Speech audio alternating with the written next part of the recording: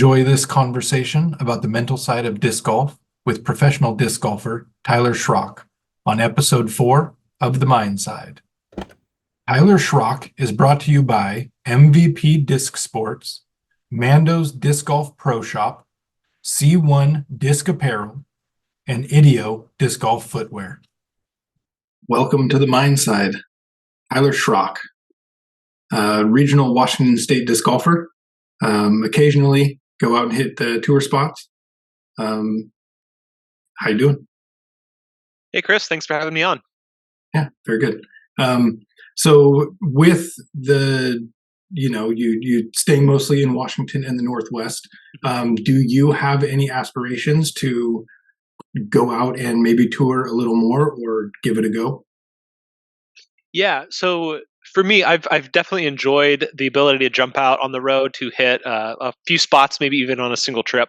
For me, though, I found I actually really like the local tournament scene. It's been really enjoyable these last, I want to say, like 4 years or so, living here in Seattle area and playing local events. Being able to sleep in my own bed is something that I really enjoy.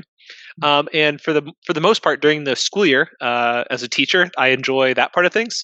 And also in the summer, I get to really lean into the disc golf side of things, and don't have the worries of having to like pay the bills with disc golf or anything like that. But get to really enjoy it, but also like see how far my skills can take me. So yeah, I like popping out for maybe a tournament or two at a time, but it's not necessarily like a full-time goal for me. I like the stability. My wife and I kind of like being in Seattle and being based out here. And unfortunately, with the upcoming schedule this upcoming year, there's not many events that are coming out this way. So I'll have to kind of either fly or make a kind of a big trip to make some appearances at some of those events. But I'll definitely have a few of those penciled in the calendar. Very good. So what are your goals in disc golf? Yeah, so I always want to see like the big picture goal for me has just been to really see how far my skills can take me. That's something that I've had since I was like an 890 some player. That was a goal when I was like first playing in like the pro field for the very first time, just to see like what it is I can do. Along the way, getting to like the 1,000 rated mark and staying there has been a goal. I've been right in the 990 mark, like bumping in the mid 990s for the past couple seasons, and have had a couple opportunities to jump up. But once I hit that, I want to stay. My rating has kind of slowly made its way up. That's kind of the next logical spot. Also, cashing at tour events is always a goal. I've been within, I think, two strokes, I want to say three times. Kind of all spread out over the last few years of hitting events. It hasn't been like three times in a row. It's been like every year or so. Like I really feel like I played pretty solid, but definitely leave a few strokes on the table that have not gotten me there as well. Yeah, so just kind of consistent play. And I've told myself the last few years playing a lot locally. When I'm playing well, I want to be competing for the win. And when I'm not playing well, I still want to play for the cash. Like I don't believe in kind of ever phoning it in. I try to fight until until it's really over. I've had some cool stuff happen even when I get off to a rough start or feel like I'm like way out of it. Still fighting at the cash line, I think, is still a fun part of the process too. Yeah, definitely. And playing locally, you still have to shoot very, very well to, contend for a trophy. So Yeah, it yeah, definitely helps out if you do want to go out and hit those tour spots because there are some really good players in this area. yeah, for sure. Seeing some of the players like pop up on tour, definitely had to play against them in local pro events. James Proctor, Cole Radallen, Kyle Crabtree. I'm trying to think of some of the other names that I've seen out there. Yeah, quite a few of those folks are playing the B tiers, even some of the C tiers around here. Mm-hmm. Those folks will make their way in, and there's some other really good 1,000 rated like teenagers in our area. They make it difficult. Broston's another one as well that's also made a mark here when he was out here in Washington. So yeah, lots of good talented players. Even at just a little quick B tier stop over the weekend. Definitely. So so do you spend time working on the mental game? Mm. Um, I think the mental game is like a big umbrella. I definitely have had times when I've had to like kind of get that figured out. Where like I definitely know you have like the physical skills or the ability to do things, but it's tough to cope on like the I don't know the 60-70% of the time when things aren't going like ideally well. It's just like the nature of being a person and a human, and yeah, being able to work through things when it's not going right. So I don't put concerted effort of like, okay, I'm going to go practice my mental game, but it's like it's a continual process. And there's definitely been times when you can recognize or like look back at an event and be like, yeah, I had probably the wrong thought process going on, or I was really negative and I might have forced my hand or put myself in a really bad spot because I was really in the wrong headspace. That's certainly been something that I've gotten better at. Or also, I'd say the biggest skill that I've had, and I've had other people even mention it to me as well, like being able to mid round kind of just restart, like hit the kind of clear the cache of like what's going on in your head and just really just focus on the next shot.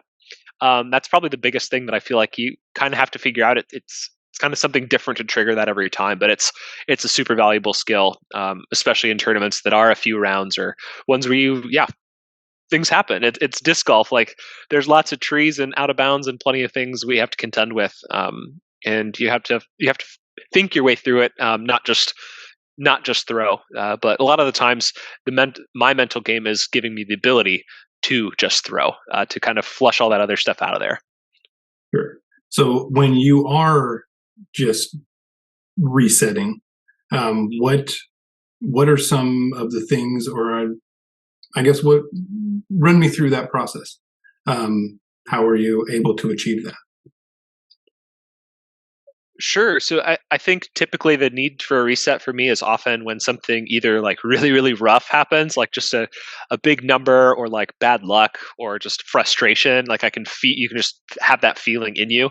Or even I've had it in the past too when something really good happens, like you get a really good kick or you make an awesome shot, and just being able to actually like kind of get back to equilibrium and just really face the simple stuff that's ahead of you.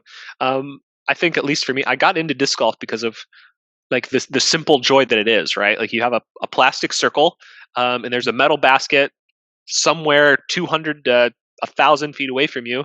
You just have to kind of toss your way towards the basket, right? Like it's simple, it's enjoyable, but if you're thinking about too much or you're worried about too much or you're frustrated or you're tired, like that shot will not go where you need it to go, or you have to be able to compensate or adjust for whatever the challenge is that day, whether you don't feel good or the conditions are rough or you're really excited or you're really upset or really worried. Like just kind of pushing those things to the side has been helpful for me. I can think of resets. One of the things that I've experienced quite a bit is like if I miss an easy putt early in a round, it's usually an indicator that I'm like ready for a reset. Like making a small, simple mistake and just realizing like I can't just go on complete autopilot. Like I need to be focused in. That's often an indicator for me that I'll have a really good stretch coming up soon after that. It just helps me focus a little bit more to kind of tune in the dials and get those things going. So I kind of it's a little bit of a manual process. I have to kind of decide like, okay, like, all right, now we're ready. Now we're here. Like, let's go. And that's not something I can necessarily do right when I start around, but once I'm a few throws in or once something does happen and I get that like that nervous energy and that whole feeling in the body, like that's a cue that like, okay, well, I want to be able to kind of harness a little bit of that, but also kind of just flatline, just be there, be present, and to be able to see the target, hit the thing. It's kind of as simple as it gets for me. And if I can get back to that headspace, it's usually when I'm playing, that along with a few other things is usually when I know I'm going to be playing at my best. Very good. So when you get to that point, when, like you said, the emotions do get higher and you're like, okay, it's time for a reset. Is that all mental, or is there anything physical that you will do to kind of get yourself into check as well? Yeah, I've tried to kind of think through like on the course a goal that I have for myself, is I know, I mentioned like kind of being a clear head, feeling good. Like I think that's a key for me, but also having a card or a group, where I feel like I can be somewhat light, be conversational, like just be social and enjoy the day, whether we're all competing for the win or whether we are like very much towards the bottom of the field. Like that's also something that's important to me too. So, uh, within that, I try to kind of be aware of kind of the people around me, not to be too like overly focused, but also to try to just like balance it out and be kind and just be kind of present with the people around me. Just enjoy the course where I'm at and things like that. Can you remind me of the question again that you asked? I want to make sure I touch on it. There was another part that I was going to get to next. I don't remember. Sure. I don't Yeah. write anything down. I'm too worried about the next question. So No, you're fine. That'll be good enough. Yeah. So with being people on the being with the people on my card is certainly an important part of how I kind of get there. Mhm. Oh, and I think I remember the other part of the question. I do, though, allow myself to feel emotional in the moment, though. Like, I don't think it's ever helpful to just like ignore the result, right? Like part of the acceptance of like the shot and what just happened is being like, "Hey, I'm happy, that's great," or "Oh wow, I got really lucky," or "Oh wow, I got a terrible kick," and like I'm really angry, like in that moment. But just giving myself that one moment to like let yourself kind of feel, and then immediately just be like, "All right, well." Next shot, move on to it. So like if I miss a putt, like I'm probably gonna like hit myself in the knee and it's like, all right, well, let's make the next one. Let's hit the comeback or something like that. Or if I pull a shot way out of bounds, it's like, you think it's going out of bounds and it catches a tree, like being able to laugh and be like, hey, that's how it goes sometimes, and just doing what you can for the next shot. Yeah, the clear mind and kind of the goldfish memory is often try to where I often try to that's the space where I kind of be in, just to be very happy, very accepting of what happens, because I know those things tend to balance out. And I want to be there and cheer on my card mates, and sometimes my card mates are happier or more excited than I am in the moment too, and those things are good to feed off of. Yeah, and the only direction to go is forward. Mm-hmm. Yeah, So, absolutely. yeah, perfect. When you're preparing for a tournament round, let's say you've traveled to a new course, how do you prepare yourself for that round? I guess run me through how you learn the course and how you plan for that tournament round. Yeah, one thing that's had a surprising impact on me in getting ready for a lot of those for tournaments, for playing new courses, for just trying to get to feel comfortable at where I'm at. Actually, as a rangefinder, in a practice round, I will measure not just the hole, just to make sure that the hole distance are right, but obstacles and things like that. So if I am out of position, like I know, hey, the basket, there's this big giant tree in the basket. It's actually only 30 feet behind it. So where it feels like I might have to get way past that tree, maybe just getting to the backside of that tree is good enough. Or just noticing the course and noticing, like I mentioned, kind of the greens, but just also what feels right. And really what I like to do in the practice round is just get the overall feel of what the course is putting out there. So if it's a deep wooded course, do I find myself like reaching for like my mid range? Am I throwing like a hex on like half the holes? Because that's an indicator like, hey, regardless of what's going on, I probably need to have that shot like really well warmed up and ready to go going into that weekend. Or is it distance driver every hole? And I'd need to be having some headwinds in there and some tailwind drivers in there and kind of be ready for that type of experience. Or is it really, really short and I have a lot of little angle control or skip shots or different things like that that I need to be ready? So I want to kind of get the feel and get kind of my goal is to throw the shot that really presents itself first and then kind of decide, is that a good play? Is that something I should be doing, or is that actually a really bad idea? Because I can be good at accepting shots as they come, but if I see a shot and I throw exactly the shot that I wanted to, and then realize like, oh no, that is 50 feet behind the basket, or I'm actually landing myself square in the middle of out of bounds, I want to get those types of things out during practice. I don't typically have to throw a ton of shots on any particular hole or any particular round, but I just kind of want to get the general feel and kind of notice the trends and habits and try to connect it back to what I already know how to do. I'm a pretty straight line, kind of boring golfer. Even back when I was like a amateur player, I actually had a competitor who was a buddy of mine who was like, I don't know how you're going to get like a ton better. You just kind of just throw it like 300 or so feet, and then you just kind of chip up and you just take a lot of pars. I was like, yeah, that's kind of my game, but slowly 300 got closer to 400 and started making a few little bit longer putts, and here we are. That's kind of the basis of my game. It's kind of play boring, play relatively smart, a little bit of like what folks see from Nate Sexton, except coming from the backhand side instead of the forehand. So yeah, boring golf is usually good golf for me. Sure, I would agree. So as you get better, it's a series of plateaus, right? So what are you doing to bring yourself to your next plateau? Mm. Yeah, I've tried to kind of look with a critical eye, like over the last season, and kind of some of the highs and lows and things like that. One of the things I'm doing right now is working on my physical health. So lifting weights, kind of getting back into good shape, so I feel strong and confident on the course. In looking critically last year too, I think I some of the things that had given me success the year prior. So in the 2022 season, just because of like busy schedule or life or things like that, I wasn't kind of following or continuing a lot of the things that were making me successful. One thing that I found that really worked well for me in warming up for rounds, just giving myself some space on my own. So typically like warming up off site for a tournament. So giving myself 20, 30 minutes to just throw shots, have headphones in, and be in like my own world. And then just getting to the course a lot closer to my tee time where I could probably just throw a few putts, maybe throw like one or two shots and be ready to go. 2 years ago, I did that quite a bit. This season, I did that. I really was only like remembering to do it towards the end of the season. And it actually helps me start with a lot clearer head. Like I'm very social when I compete, but often when I'm practicing or when I'm warming up or things like that, I'm very much just like on my own. I want to have some music going. I want to be in my own world. I want to like recognize how the disc is feeling and flying that day. Like just be very present in that moment.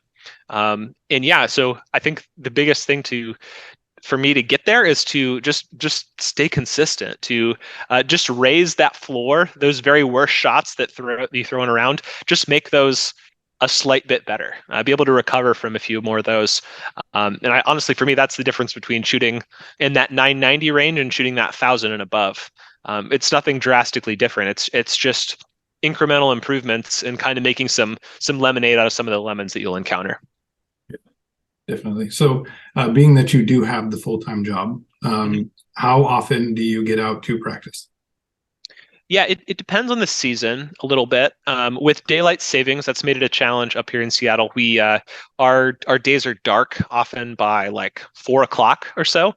So there are days when I can get outside after work. With a teaching schedule though too, there's some even mornings that I can get out before work. So I'm still well, let me back up. Normally, I actually play my best when I am not at the course very much. If I'm just doing some field work, doing frequent short sessions of putting like almost every day, out there for maybe even only 15, 20, 30 minutes at a time, and just really getting comfortable with my shots. So if it's summertime and I have a lot of control over my schedule, I'll be in the field pretty frequently, and I might only play 2 rounds a week at the actual course.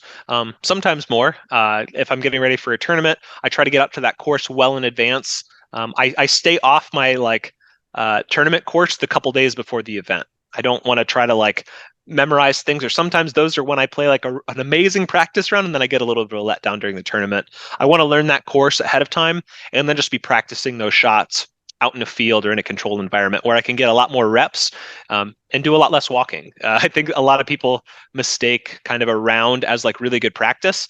A lot of times it's not. You're really just walking around the course. And if you're playing well, you might only throw 50, 60, 70 shots. But if you do that in field practice, you can do that in 20 minutes or so. It doesn't take hardly any time to get a lot of practice throws in and get those reps that way. So yeah, so in the wintertime, in the off season, it does provide me a little bit of rest. I try to use it that way. So I'm probably only out to the course or out to practice maybe 3, maybe 4 times a week. I try to get out as much as I can, definitely more on the weekends when I have more time and flexibility and things like that. I actually just moved here in the last week, so I'm getting a new practice basket situation here. I'm trying to find a spot around my apartment where I can set that up. So yeah, so TBD, but yeah, enjoying a little bit of a break. But yeah, making adjustments and just making sure the entire process is enjoyable. I don't like to grind to a point where it just feels too much like work.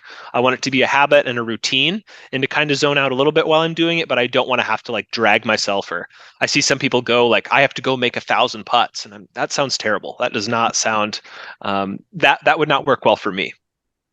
Yeah, that'd be, I don't know. I'll make 1,000 5-footers. Be done Yeah. real quick. Ugh. Just, I don't know. Why count? Then you got to worry about counting. Hmm. It seems Yeah. worse. Just go make them. You make 3 good ones. It's good practice. Yeah, and putting too. I feel like in the tournament round, it's so sporadic. It's so spread out. Like you putt and then you walk around for 10 or 15 minutes and then you putt again. You don't get the luxury of like going to a basket every time and standing there for 40 minutes. I kind of like my practice routine to be short so that on tournament morning I can get that feel within just a few minutes. And once I start to kind of go numb or not think about it much, then I'm going to go away and do something else and I might come back later. But I want to get in that routine fast and just remember what the good putting rhythm feels like, and not just try to extend that for a super long period of time because it doesn't really carry over to the course for me either. Have you looked into any like mental golf concepts or mental game of anything concepts in the past? Yeah, I was when I first started playing tournaments. I enjoyed like what the competition felt like. And I was like, it doesn't. It's disc golf, but it's different. It's slowed down. You are finding yourself like counting the strokes or like keeping track of where you are and thinking of like the prize and the impact of like whatever happens. Like you see things happening around you, and you kind of have to tune those things out or figure out ways to deal with it. Um, the book that I read is a common one that I've heard disc golfers mention. Is "Golf is Not a Game of Perfect" by Dr. Bob Rotella. He's a sports psychologist, and it's mostly focused on ball golf. He has a background in basketball and some other sports too, but I would say a huge portion of that translates and kind of really well aligns with where I kind of focus my main like the main points of my mental game now. Sports wise, I did play some other sports in school, but I found the most success and kind of kept going the most with distance running.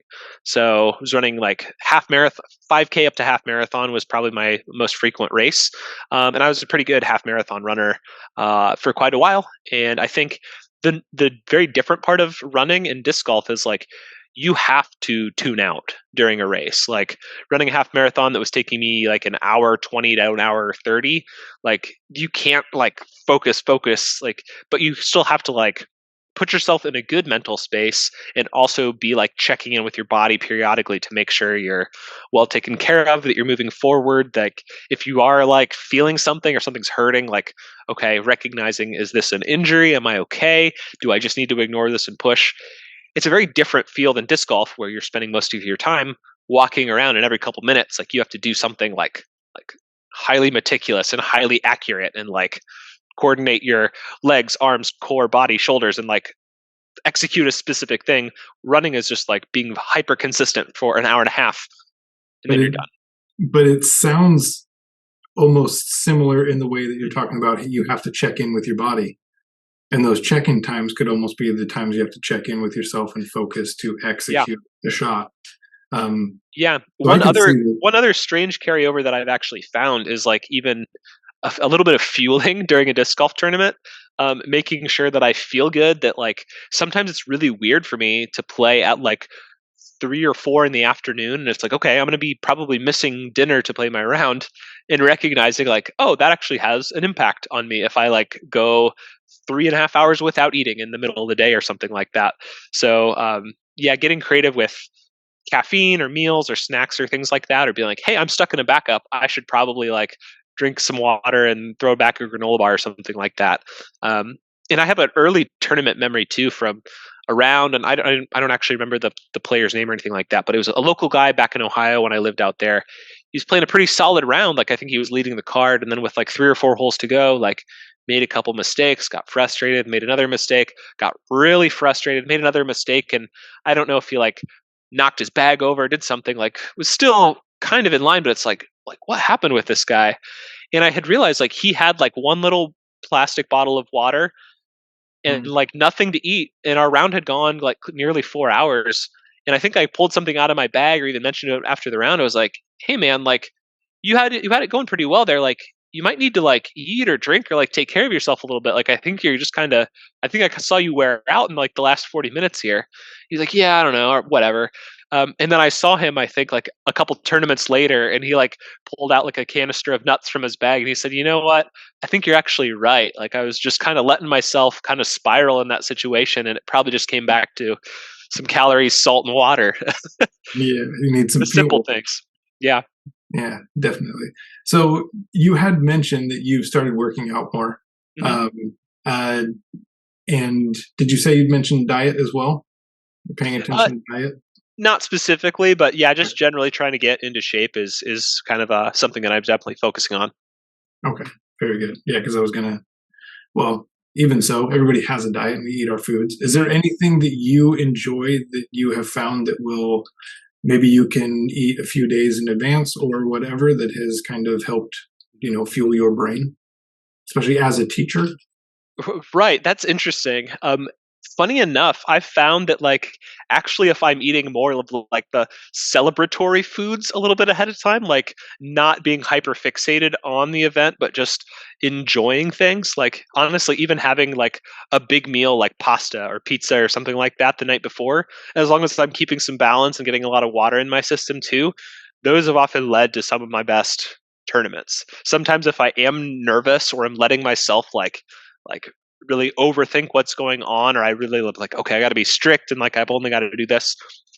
Some of the times I find myself underperforming in those situations. So I try to give myself things to look forward to, especially during the rounds too. So I have like certain granola bars. I'll buy like a case of them.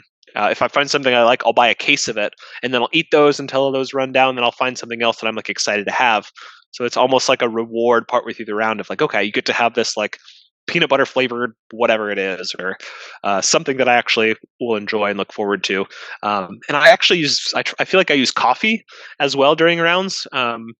Again, I try to be very even keel and calm, but I think caffeine can help kind of get things spiked up. And as I'm getting ready and getting loose, like I'll try to get the energy going in front of that round so that I'm kind of more like leveled out during the round.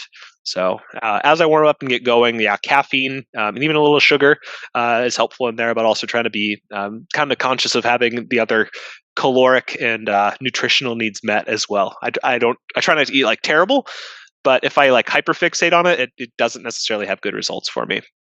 Sure. Yeah, and that's interesting. I like the concept of giving yourself treats to kind of Yeah. put yourself in a good mindset before you even hmm get there.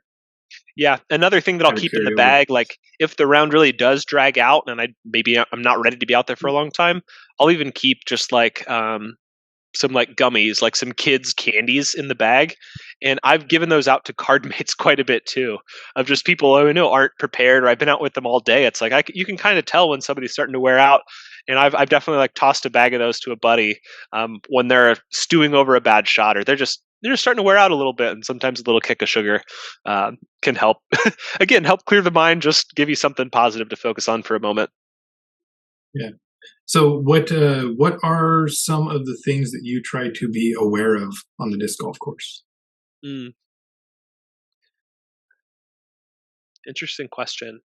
Well, really practically, I try to be aware of the course conditions and how they're kind of be affecting me. So here in the Seattle area, it's wet, it's rainy, it can get cold, it can actually get relatively warm during the summer. But just to make sure that I'm kind of ready for what's coming and noticing what's happening in the moment. So winds change, conditions change, things like that.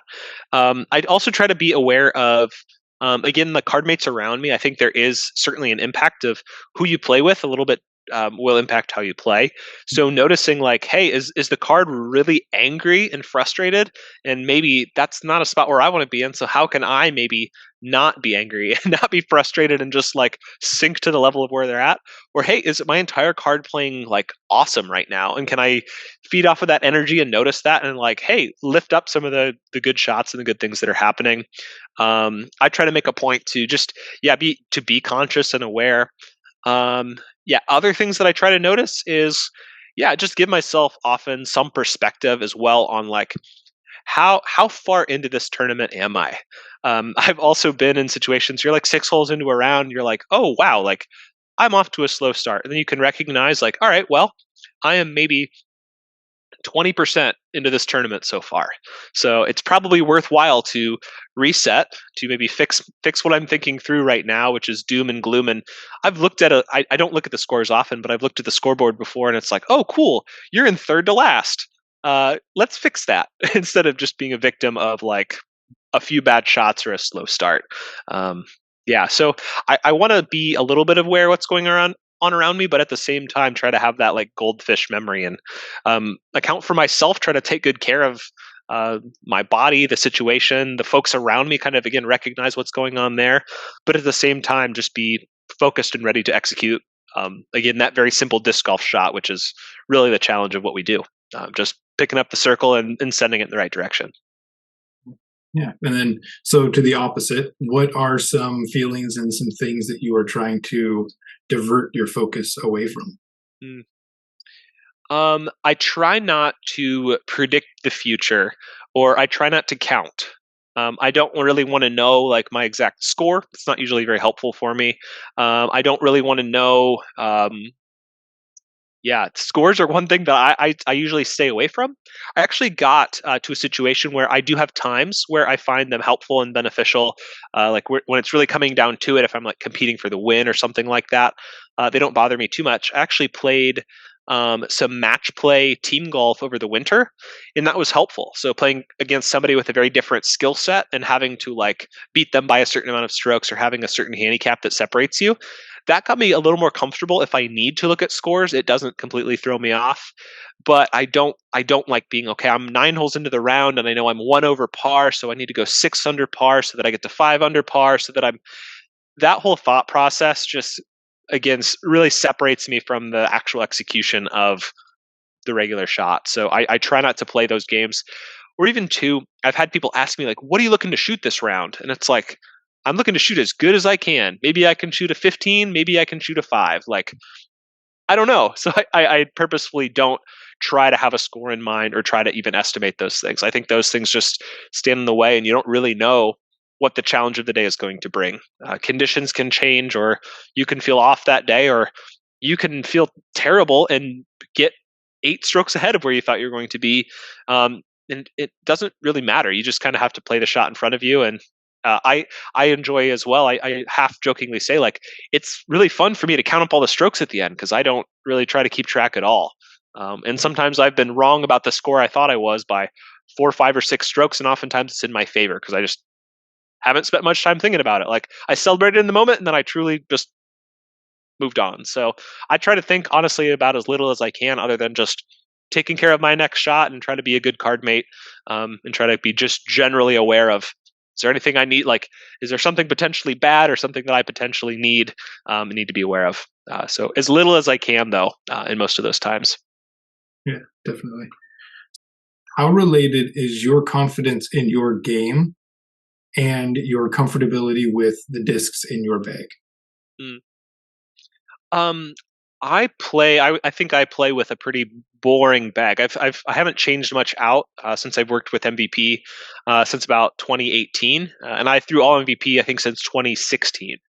So I don't swap in and out too much, or if I do, it'll be like, okay, I'm bagging like I was bagging like I think 3 like Axis mid ranges for quite a while, and then I found the hex, and now I'm bagging like 3 hexes like in the same spot. So I'll swap out similar for similar, but hmm, yeah, I've tended to like discs that are just stable that I can slowly beat in and find small like different runs or different feels or things like that for those adjustments. But I like to have a simple game. I like to have a simple bag, and I like to have a simple approach. So I think it is for me. It's relatively connected. I always enjoy plastic. Although I've again only pretty much thrown MVP since 2016, I am still excited to feel other companies' discs and to learn like, okay, what's this new release? Like, what's the Legestone Tour Series, or what's the Innova like Star Team? What are they doing, or what is Halo Plastic, or all these things that come around? I find it really interesting. It's what drew me to the sport. But at the same time, like I feel like the discs are tools, and I've gotten pretty good at manipulating them. I like mostly discs that come like right down the middle of the flight chart, and I like learning to kind of manipulate those on different lines, different angles. So it wouldn't be too hard for me. I could swap out most of my bag tomorrow, and other than a few beat up discs, I wouldn't miss too much. But yeah, I try to keep things simple, and I like to have just little options. I'm not specifically a mold minimalist, but if you looked at my bag, you'd probably see that, like a few molds, and I might have like 3, 4, 5 of them, so that I don't grow super attached to any one single disc. I have different varieties, different runs, different ones, so I can make a small adjustment rather than having to learn different flight paths from different molds. So Very good. So quickly, if you could, yeah. what is a tip that you would give somebody who is struggling with the mental game on the course? hmm Yeah, I think struggling with the mental game can look really different. I think some people are only focused on the number. They have a certain rating in mind, or they have a certain score in mind, or they get hyper fixated on they're just counting. And anytime that number on the scorecard doesn't match with the number they had in their head, they just don't cope with that. They aren't able to accept where they're at.